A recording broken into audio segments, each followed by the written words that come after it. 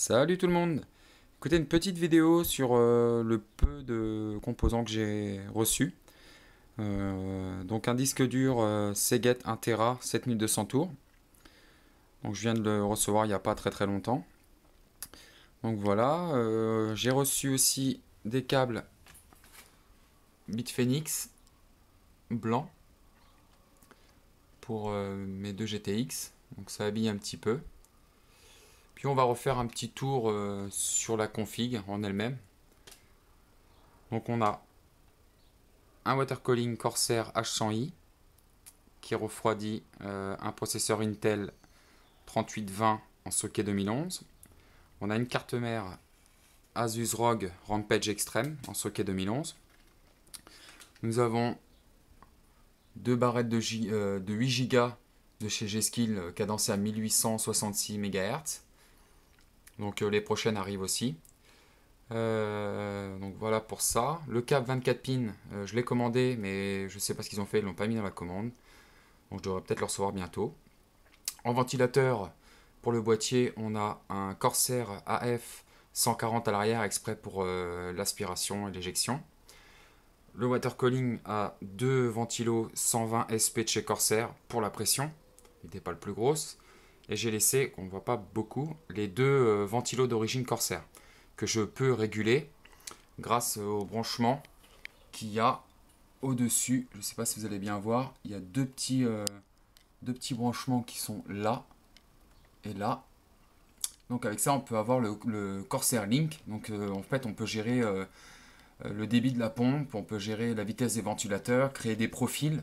Bon, par exemple, j'ai créé un profil ultra gamer, un profil moyen, un profil silencieux, etc. Donc voilà pour ça. J'ai rajouté deux ventilateurs ici pour les cartes graphiques que je changerai par la suite. Je mettrai des Corsair, je pense aussi.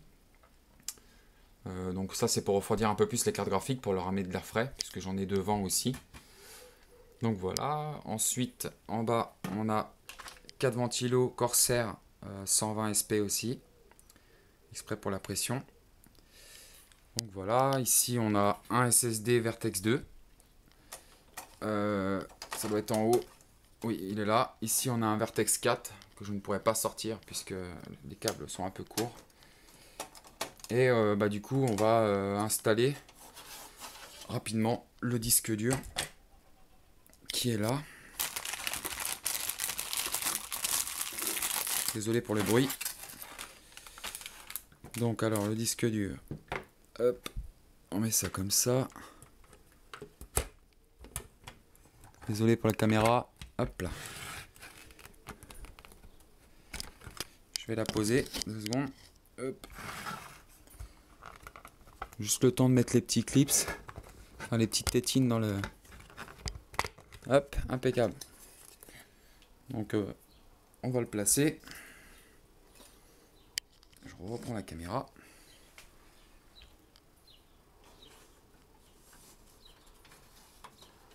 Voilà. Comme ça, j'aurais plus qu'à brancher le câble derrière. Pour ce qui est du reste de la config, rien d'extraordinaire pour l'instant. Le devant, on a le V12 XT de chez Aerocool. Donc pour gérer tout ce qui est ventilo et tout ça. On a un lecteur LG Blu-ray. Voilà, pas plus. Pas plus pour ça. Ici, c'est une petite sonde que j'ai mis qui fait partie de Aerocool pour voir la température extérieure de la pièce. Et puis voilà, on va pas... Pas d'autres pour l'instant. Je vais mettre un peu en pause suite aux vacances qui arrivent pour le mois d'août et tout ça. Et d'autres abonnés savent pourquoi aussi je fais une pause. J'ai pas envie de raconter ma vie non plus. Donc voilà, mais il y aura une pause, donc une reprise sûrement, je pense, mi-août à peu près. Mi-août, fin août, je pense que je vais attaquer le water cooling du Pros. Donc quelque chose de balèze. À savoir que je fais le water cooling pour le CPU avec une pompe, un réservoir et deux radiateurs. Donc un en haut, je sais pas lequel encore, je pense un 360. et un derrière, je pense aussi, ou je verrai. Mais sachez bien que je vais faire deux systèmes séparés. C'est-à-dire que l'eau qui sera refroidie par le water cooling du processeur sera vraiment dans son radiateur avec sa pompe et son réservoir, et les cartes graphiques séparées dans aussi un réservoir, une pompe et des radiateurs aussi.